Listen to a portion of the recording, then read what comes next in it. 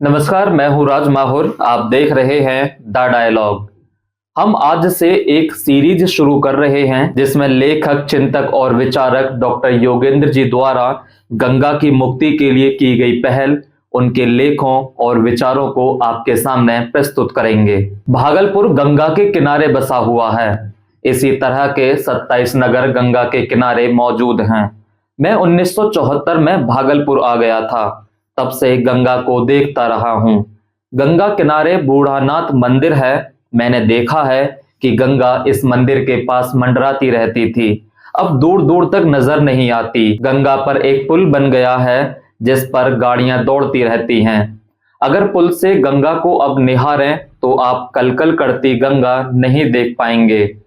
पुल के पश्चिम में रेत की ढेहें मिलेंगी और पूर्व में जलती हुई लाशें। पुल के दोनों तरफ गंगा का एहसास कम, रेतों के ढेहों का एहसास ज्यादा होता है। यह सब देखकर 2016 में गंगा मुक्ति आंदोलन के साथियों ने फैसला किया कि गंगा यात्रा की जाए, कोलकाता से लेकर गंगोत्री तक। 1 जून 2016 को हम लोग कोलकाता पहुंचे। कोलकाता के साथियों ने नंदन परिसर में शाम को गंगा पर एक संगोष्ठी रखी थी। नंदन परिसर में अवनिंद्र भवन है, वहीं गोष्ठी आयोजित थी। हॉल में सब कुछ सजा हुआ था, मंच से लेकर कुर्सी तक। स्पीकर भी लगा हुआ था। समय पर श्रोता आने लगे, जिसमें कॉलेज के प्राध्यापक, गंगा पर काम करने वाले लोग, सरकारी दफ्तर के कर्मी और सामाजिक कार्यकर्ता। मधुपुर से घनश्याम थे तो मुंबई से अनीश, स्थानीय जनसत्ता के पूर्व संपादक शैलेंद्र शांत और मछुआरों के संगठक विजय सरकार भी थे। मंच पर घनश्याम, मनीषा बनर्जी, उदय और मैं बैठे। संचालन का दायित्व महत्वपूर्ण कवि राज्यवर्धन निभा रहे थे। मुझे यात्रा के उद्देश्यों के बारे में कहने को कहा गया। मैंने कहा कि हम लोग गंगा पर 1982 से ही काम कर रहे हैं, लेकिन 1982 के काम और वर्तमान के काम के स्वभाव में अंतर है। 1982 का काम शुरू हुआ था भागलपुर से पीर पैंती के बीच 80 किलोमीटर गंगा में मौजूद जलकर जमींदारों के खिलाफ, और मौजूदा पहल हुई है गंगा की अविरलता और निर्मलता के लिए। गंगा अब ना निर्मल है ना अविरल। गंगा नदी पर खतरे लगातार बढ़ रहे हैं। फरक्का में सरकार ने बराज बनाया। बराज बनाकर सरकार खुश हुई, उसका अहंकार तुष्ट हुआ। लेकिन गंगा दुखी हो गई। उसके दुख को पहचाना बंगाल के महान इंजीनियर कपिल भट्टाचार्य ने।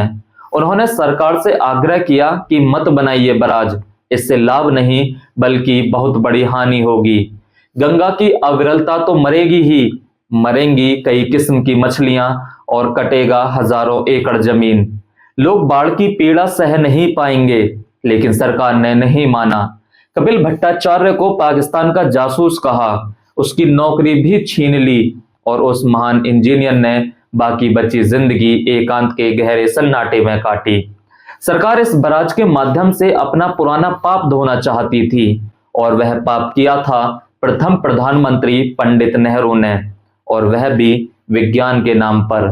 आजादी के बाद पंडित नेहरू ने दामोदर और उसकी सहायक नदियों पर बांध बनाकर दामोदर नदी घाटी परियोजना बनाई। यहां उनके तर्क थे, जनता को पानी मिलेगा और बिजली मिलेगी। पंडित नेहरू ने इसे आधुनिक भारत के विकास का मंदिर कहा था। बाद में चलकर यह विनाश का मंदिर बना। चलिए जानते हैं दामोदर घाटी परियोजना विनाश का मंदिर क्यों बना। आखिर वैज्ञानिकों और तकनीशियनों से कहां चूक हुई। दामोदर और उसकी सहायक नदियों पर 9 बांध बांधे गए।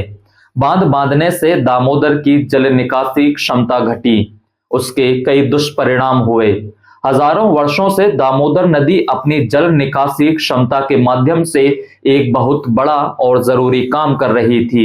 यह काम था नदी के मुहाने पर ज्वार भाटा के कारण जमने वाले रेत और गाद को ठेलकर पुनः समुद्र में डालना। दामोदर नदी के प्रवाह में रफ्तार बहुत थी। इस रफ्तार से वह रेत और गाद को आसानी से धकेल सकती थी। दामोदर पर बांध बनने से यह प्राकृतिक काम रुक गया। नदी के मुहाने और उसके आसपास रेत और गाद जमने लगा। नतीजा हुआ कि हुगली बंदरगाह की गहराई घट गई। पानी का जहाज अब यहां नहीं आ सकता था। आखिरकार सरकार ने हल्दिया में नया बंदरगाह बनाया, मगर इससे सरकार समस्याओं से निजात पा नहीं सकती थी। उसे मुहाने में जमने वाली रेत और गाद से मुक्ति चाहिए थी, क्योंकि यह रेत और गाद हल्दिया की ओर भी बढ़ रहा था। सरकार ने निर्णय लिया कि गंगा पर बराज बनाकर इस समस्या से छुटकारा पाया जाए। इंजीनियर कपिल भट्टाचार्य ने इसका विरोध किया और कहा कि गंगा के पास इतना पानी ही नहीं है, आज गंगा गाद से भर गया है। जरूरत इस बात की है कि फरक्का बराज के सभी फाटक तोड़ दिए जाएं और गंगा को फिर से अविरल बहने दिया जाए।